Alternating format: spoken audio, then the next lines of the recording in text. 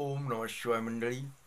ओम नमः शिवाय मंडळी. शंका समाधान या कार्यक्रमासाठी मी संगमेश्वर गिरी श्री क्षेत्र ओंकारेश्वर देवस्थान बिलोद्यान जानेगाव येथून आपलं सर्वांचं हार्दिक स्वागत करतो. मंडळी, काही दिवसापूर्वी एक प्रतिष्ठित म्हणजे पैसा अडकलेली होती, चांगली आणि प्रसिद्धवी अशी म्हणजे होती व्यक्ती. हं? काय असतं, बऱ्याच वेळेस नावं उल्लेख करणं काही काही गोष्टीला बरोबर वाटत नसतं. म्हणून त्यांचे नाव उल्लेख करत नाही. परंतु अ, त्यांची समस्या मी तुम्हाला थोडीशी सांगतो. हं? तर ती व्यक्ती आली आपल्याकडे कशासाठी, की तिच्या पोटामध्ये पोटामध्ये दुखत होतं, भयानक दुखत होतं. आता पैसा अडका भरपूर असल्याने त्यांनी डॉक्टरी विलाज खूप केले. हं? खूप केले. परंतु ते पोटातलं काही राही नाही गेलं, पोट दुखायचंच. आणि असे करपट ढेकर म्हणजे तुम्हाला करपटचा अर्थ कळलं ना, की अपचन साल्यासारखं वाटायचं. त्यांनी युनो अशात तर दररोज त्यांना सवय झाली त्या युनो विनो पिण्याची. काही बरेचसे औषधं उपचार केले, पण ते काही कमी होईना. याच्यामध्ये 2-4 महिन्याचा कालावधी गेला. हं? आणि मग ते काही राहत नसल्यामुळं समजा कुणीतरी त्यांना सांगितलं असेल, अथवा ते आले आपल्याकडे समजा, म्हणजे अगोदर फोन करून विचार का असं असं. मी त्यांना फोनवर म्हणलं की नाही नाही दुखत असतं, काही बघा उपचार.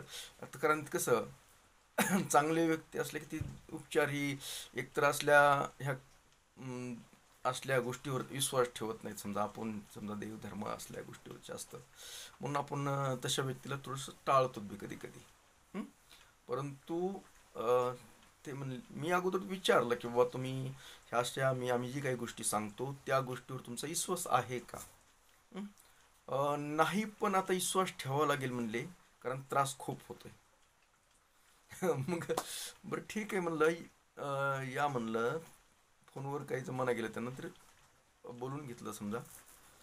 आणि मग थोडी चर्चा केली की म्हटलं काय नेमकं कसं होतंय काय होतंय. त्यांनी सांगितलं की बाबा माझं पोट असं गच्च वाटतंय, जेवण तर एकतर जाय ना गेलं ते, पण जे उगच थोडंसं खाल्लं की आपल्याला असं गच्च वाटतं. आणि असं जी ढेकर आपण देत होती कस तरी वेगळं, म्हणजे त्याचं जरा वेगळाच होतो म्हणली, कस तरी वाटतं म्हणले असं. बर बर. हं? ठीक आहे म्हटलं. बघितलं थोडंसं, त्यांना समजावून सांगितलं की काय, तुम्हाला आता विश्वास बसणार नाहीत.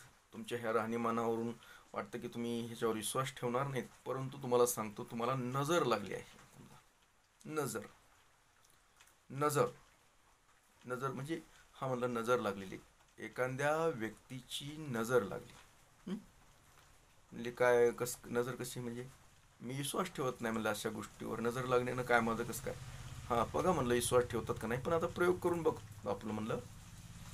तर मग त्यांना समजावून सांगितलं की नजर लागणं म्हणजे काय असं विशेष काही नसतं. पण बऱ्याचशा अशी समाजामध्ये व्यक्ती असतात की त्यांची नजर कशाला लागतो, कुणी जेवणात त्यांनी लागते, कुणी असं एखादे कुणाकडे पाहिलं त्यांनी सहज तरी त्या व्यक्तीचं ज्याला पाहिलंय, हं? त्या व्यक्तीचं अंग जड पडणे, ताप येणे, हं? आणि गळाट्या होणे, थोडक्यात जी उभा राहण्याची क्षमता राहत नाही, काही नाही, सनसन सनसन करता अंग. मग असे नजर लागते ते. मग त्यांना दवाखाने वगैरे बी काही उपयोग होत नाही. तितक्यापुरतं होतं आणि नंतर ते चालूच राहतं.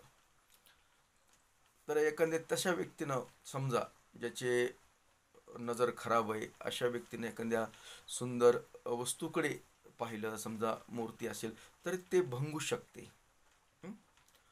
बऱ्याच ठिकाणी काही शुभ काम चाललं असेल कुठं काही, तर त्या व्यक्तीची जर एखादी नजर लागली तर तिथं भांडण होऊ शकतं, तिथं काहीतरी उद्ध्वस्त होऊ शकतं. अशा बऱ्याचशा अशा व्यक्ती असतात की जिथं सगळं सुरळीत चाललेलं असतं. हं? आणि ती व्यक्ती गेल्यानंतर तिचं सहज जर तिच्या मनात आलं नुसतं ती काही करत नाही ती काही, पण तिनं जरी पाहिलं तरी तिथं प्रॉब्लेम निर्माण होतो. ती व्यक्ती म्हणजे नैसर्गिक आहे ती. हं?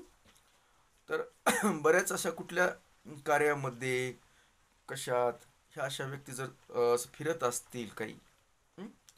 तर तिथं प्रॉब्लेम निर्माण करतात. आता समजा एखाद्या ठिकाणी सुरळीत आपलं एखादं चाललेलं आहे, घरी व्यवस्थित असेल, अशा तशी व्यक्ती जरी एखाद्या वेळेसची आली आणि तिनं सहज जरी पाहिलं तरी तिथं भांडण तंट होण्याची दाट शक्यता असते, म्हणजे होतच. हं? ही नजरेचे प्रकार आहेत.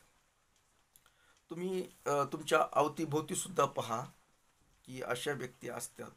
तुम्ही निरीक्षण केलं म्हणजे ती हीच व्यक्ती पण नाही, पण निरीक्षण केलं तर तुम्हाला कधी कधी काय काय कधी होतं हे जर विचार केला तर तुम्हाला ती व्यक्ती लक्षात येईल. अशा बऱ्याच ठिकाणी व्यक्ती असतात, प्रत्येक ठिकाणी व्यक्ती असतात, ती व्यक्तीला काही कमी नाही. ती ती व्यक्ती कसं काय निर्माण होतात असे, त्या व्यक्तीचं असं असतं की तिच्यामध्ये विचार करण्याची जी असते पद्धत, विचार करण्याची, की सतत नकारात्मक विचार करणे. नकारात्मक म्हणजे त्या व्यक्तीला दुसऱ्याचं कुठं भलं व्हावं, चांगलं व्हावं, अगर काही त्याला रुजतच नसतं. ते वरून कधी कधी बोलून दाखवत नाही पण आतमध्ये त्याचं चालू असतं. आणि अशी समजा निगेटिव्ह विचार करणारी व्यक्ती जर संपर्कात आल्यानंतर तिथं प्रॉब्लेम निर्माण करते. ती करत नाही, ती ऑटोमॅटिक होतं ती, कारण ती तिची जी बघण्यातून डोळ्यातून जी पॉवर येते, जी शक्ती येते, त्या समोरच्या व्यक्तीवर पडल्यानंतर तिथं प्रॉब्लेम निर्माण होतो. तिला काही करायची गरज पडत नाही, ते ऑटोमॅटिक होतं. कारण ती आतून सतत काय, सतत तोच विचार करते, दुसऱ्याचं भलं व्हावा तिच्यात नसतंच डोक्यात. ती वर उपचारी जरी बोलत असली तिच्या आतून चालू असतं ते, त्याच्यामुळे त्याचा इफेक्ट बाहेर पडत राहतो. हं? तर कुठे समाजात अशा असतात. आता प्रश्न काय, तुम्ही निरीक्षण करा. अजून दुसरं, अशा जी व्यक्ती मग आपण म्हणतो की मला करणी केली, करणी करण्याची गरजच नाही, ऑटोमॅटिक होती ते. ऑटोमॅटिक अशा व्यक्ती आपल्या, जर त्या व्यक्तीच्या सहवासात आपण सतत असोत, सतत, तर तुम्हाला तो प्रॉब्लेम सतत राहणार. हं? सतत राहणार तुम्हाला तो. मग आपण विनाकारण विनाकारण फिरतो. आता मग ठीक आहे, आता याच्यावर प्रश्न काय, काय ही आपल्याच व्यक्ती असतात जवळपास, ते करत होतं. मग फक्त आपण ह्याच्यावर एक पर्याय करू शकतो आपण, की शक्य तेवढं जे अशा व्यक्ती असतात, काही असतात, त्याच्यापासून जरा सुरक्षित, अगर त्यांना काही गोष्टी सांगायच्या नसतात, हं? त्या गोष्टी जरी सांगत गेलो तर तिला तिच्यात ते न आवडणे. बऱ्याच जणांना सांगायची सवय असते की समजा मला अमुक ही गोष्ट झाली, अमुक तिला ती रुजत नाही, आतून तिच्यात चालू असतं, ते प्रॉब्लेम करते निर्माण, बरोबर करते, बरोबर. हं? तर तशा गोष्टी बोलायच्या नसतात त्या व्यक्तीपाशी, जास्त टाळायचं असतं, हे लक्षात आलं तर. तर आता आपण मूळ मुद्द्यावर, ह्याच्यावर खूप बोलायला आहे पण याच्यावर मूळ मुद्द्यावर, की तशा व्यक्तीमुळे ती पोट दुखत होतं. तर ते काय झालं असतं की एखाद्या वेळेस आपण जेवण करत असतो, हं?